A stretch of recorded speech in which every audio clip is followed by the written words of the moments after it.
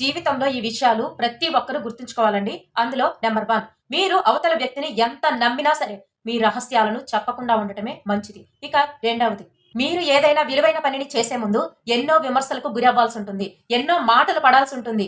ఎన్ని మాటలొచ్చినా సరే, మీరు చేయాలి అనుకున్న పనిని మాత్రం ఎప్పటికీ ఆపకండి. మూడవది, మీ కెరీర్ పై మీకు ఫోకస్ ఉండటం మంచిదే. కానీ ఆ కెరీర్ ఫోకస్ మీద ఫోకస్ పెట్టి, మీ ఆరోగ్యం మీద ఫోకస్ మాత్రం అస్సలు తగ్గించకండి. మీ మానసిక ఆరోగ్యం, మీ శారీరక ఆరోగ్యం కరెక్ట్ గా ఉంటేనే మీ కెరీర్ పై ఫోకస్ అనేది ఇంకా ఇంప్రూవ్ అవుతుంది. నెంబర్ 4, ఎవ్వరికి మీరు నచ్చలేదనుకోండి, ఏం పర్వాలేదు. నేను ఎవరికి నచ్చట్లేదని అస్సలు బాధపడకండి. ఒక్కో నిజం చెప్పనా? ఎవరికి వాళ్ళు కూడా నచ్చరండి బాబు. ఇంకా మీరు ఎలా నచ్చుతారు చెప్పండి? ఇవన్నీ వదిలేసేయండి. మిమ్మల్ని మీరు ప్రేమించుకోండి చాలు.